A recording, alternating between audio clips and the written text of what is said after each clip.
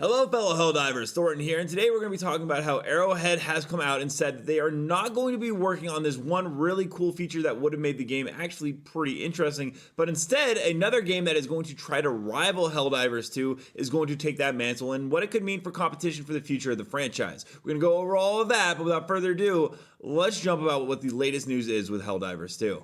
Ultimately, the long-term success of Helldivers 2 hinges on its ability to deliver a stellar multiplayer experience, a finely tuned machine that caters to both veteran Helldivers and eagerly new recruits, and sadly, since the whole PSN requirement fiasco, Helldivers has had a lower player count. I mean, it's pretty much, impossible to deny at this point. To offset this, Arrowhead Studios is going to be walking a tightrope, balancing the absence of a story mode with features that keep players engaged in the online world constantly evolving. And so, regularly releasing new content is pretty crucial in keeping players invested. New maps, missions, and enemy types, please come soon Illuminate, can breathe life into the online gaming world, especially of Helldivers. However, offering fresh challenges and opportunities for strategic cooperation are pretty key. Special events can further enhance the experience, such as when we got the giant black hole, which is actually a warp gate for the Illuminate. You can also go ahead and add in limited time game modes, unique challenges with exclusive rewards, or even player-driven events like community-created missions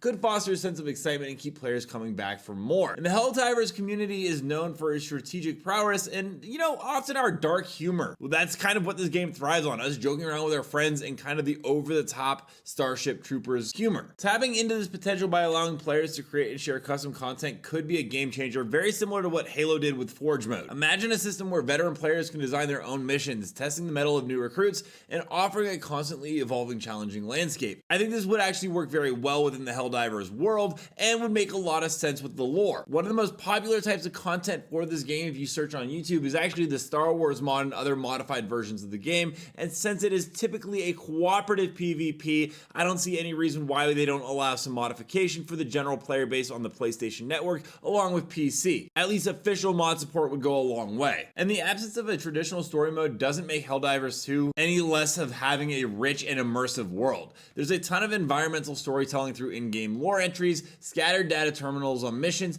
and even developer-created backstory comics, and even the news updates with Kelly. This allows players to piece together the narrative on their own terms while still creating a sense of world building that enriches the online experience. Sadly though, one of the best things I think this game could do is actually create a story mode or even some campaign missions designed around just, story driven stuff. I mean, theoretically in a world we are doing story based mission orders, which is what that is the point of, but specific missions where we even get cutscenes or stuff worked on that would be absolutely fantastic. However, according to Shams Georgiani, which I might have mispronounced, who is the new CEO of Arrowhead Studios, the decision to forego a story mode in Helldivers 2 is a very deliberate one. In an interview, Georgiani stated that adding a story mode would be akin to building an entirely new game.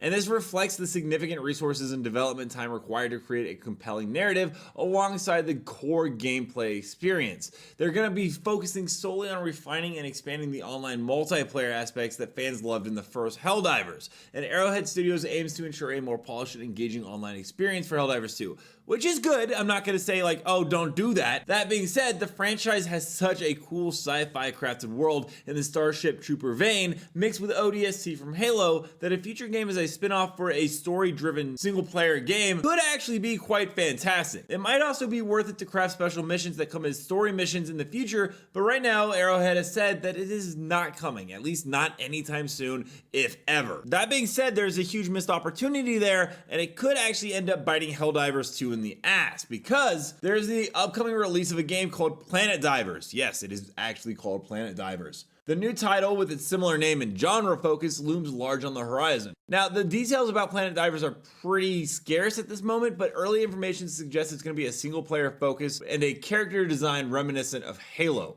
This positions Planet Divers to potentially attract a different audience than the one that Helldivers traditionally caters to, but it's clear that they are trying to copy and ride the hype and potentially confuse people who would want to buy Helldivers to buy their game instead. And there are also new reports suggesting that this might not be the only Helldiver-like competitor. Whenever you have a game come out like Helldivers 2, and the giant publishers look at Helldivers and all the money it's printing, because make no mistake, this game is one of Sony's best sellers of all time, all the companies are going to do is try to make their own own clones or versions of it. It happened with Battle Royale, it happens with survival games, and it will no doubt happen to HellDivers too, because, well, in the video game industry, it's all about chasing the almighty dollar. I mean, if you hadn't heard, 343 Industries, the studio behind Halo, once actually considered a similar project that was built around the ODSTs, but scrapped it because they didn't think it would be successful. And now after seeing HellDivers do so well, you can bet that Microsoft is going to be eyeing it pretty carefully and want to reopen it possibly. So to stand out from its competition, HellDivers 2 is going to need to double down on its strengths. The core cooperative gameplay loop, the emphasis on teamwork and strategy, and the dark humorous charm are all unique selling points. And it has a giant head start on its competition, but it may want to consider opening up some of those story lanes and other types of new content, because with the rise of clones, you're gonna face increased competition. Everyone remembers PUBG as one of the first battle royales, and then later on, Fortnite came out, cloned basically the concept of PUBG, as Fortnite was actually never intended to be a battle royale. But then once they decided to clone the concept of PUBG, quickly outpaced the competition. And that's my only worry for HellDivers 2 here, is if they decide to stay in their lane and not venture outside of it, they may be missing a huge market, which could end up biting them once again in the ass. Let me know down below, are you guys excited for this potential new game that will be a storyline driven game? Or do you think that, HellDivers 2 and Arrowhead should actually invest in just some single player campaign missions to go along with the multiplayer component? Also, don't forget to check out this video and this video right here, where I cover more news on HellDivers 2, Finals, and X Defiant. Until next time, everyone, thanks for stopping by. I'll see you in the next video.